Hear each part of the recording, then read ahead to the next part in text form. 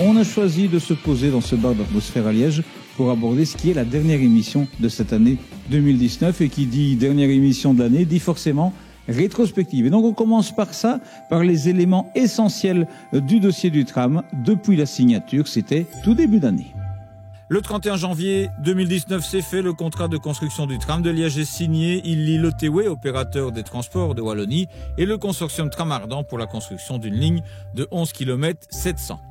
Au printemps débutent des réunions publiques avec les riverains dans les quartiers pour leur permettre de découvrir le futur tram. Et à la même époque, les tout premiers travaux débutent. Il s'agit de sondages du côté de la place Saint-Lambert et de la rue Léopold. Début octobre, la maquette du tram est exposée à l'espace Tivoli, histoire de permettre aux Liégeois une approche concrète du futur tram. À l'automne encore, l'espace tram rue Cathédrale s'ajoute aux nombreux canaux de communication sur le tram, alors que côté travaux, le chantier bat son plein rue Léopold.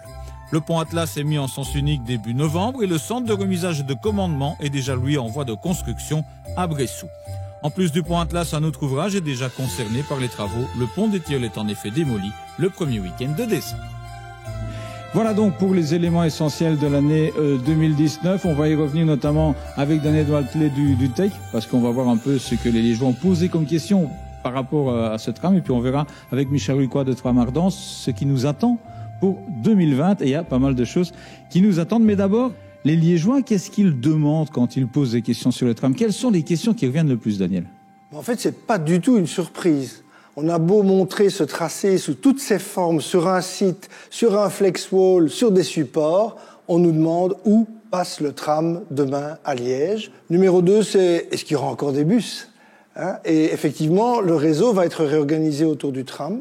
Il y a peut-être une chose à dire, le principe, c'est quand une ligne arrive sur la ligne de tram, elle est rabattue, c'est-à-dire qu'elle s'arrête d'un côté du quai et puis les gens passent sur le tram.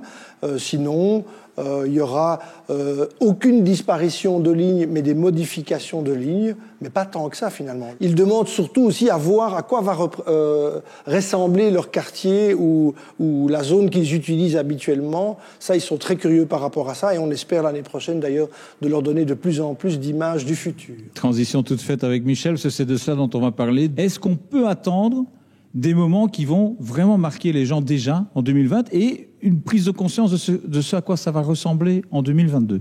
Le plus marquant, je pense, qui va inaugurer l'année 2020, c'est le début de la construction du matériel roulant, du tram en lui-même.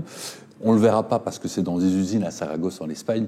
Par contre, ce que les gens verront, c'est un peu plus tard dans l'année, la fin des travaux dans le centre, ici, en tout cas sur Léopold Cité, et une première voirie qui va être complètement terminée avec la plateforme du tram et les aménagements de voirie de façade à façade. Donc là, on va être dans une configuration définitive. On va fermer la trémie? La Trémie-Roger, exactement. Bon, le pont Atlas doit être terminé en 2020, avec aussi plateforme du tram et tous les aménagements qu'il faut. On va démarrer la construction du parking relais au standard, donc aussi très visible pour tout le monde. Et dans le même temps, on aura terminé de l'autre côté de la ligne le CDMR à Bressou. Beaucoup de zones de chantier qui vont être ouvertes. Ça va être une année compliquée pour tout le monde, pour nous, mais aussi pour les riverains.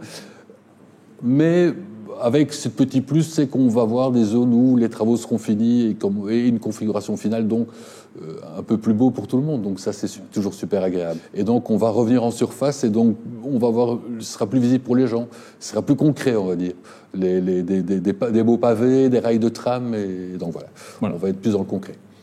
Merci à vous deux de nous avoir rejoints. Vous savez qu'il y a plusieurs traditions dans les émissions de fin d'année. Il y a la rétro, ça c'est fait. Se projeter sur l'avenir, c'est fait aussi. Il y a aussi le bêtisier, on va passer à ça et il se peut qu'on vous retrouve dedans. Quand tu veux. Bonjour, voici les rails tels on commence. Avec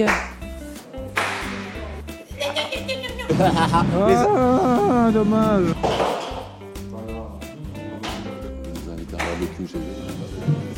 On va faire comme ça. L'ambulance soit passée, c'est ça l'idée? Sans pas.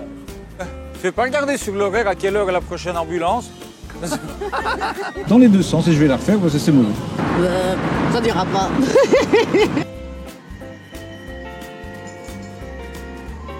Vous savez que l'arrivée du tram s'accompagne pour la ville de Liège d'une campagne sur le changement de mode. Il est temps de changer de mode. Eh bien, le prochain week-end, juste avant les fêtes, sachez que vous pourrez obtenir des sacs en tissu gratuits illustrés par des artistes liégeois reprenant différents modes de transport, des alternatives à la voiture particulière. Merci de votre fidélité depuis mai dernier. Et puis, évidemment, joyeux Noël, bonne année, meilleurs vœux, c'est de saison. Et c'est très sincèrement ce qu'on vous souhaite ici au nom de toute l'équipe qui bosse sur ce tram en commun et qui vous fixe rendez-vous le 8 janvier prochain pour la reprise et la suite de la saison 2.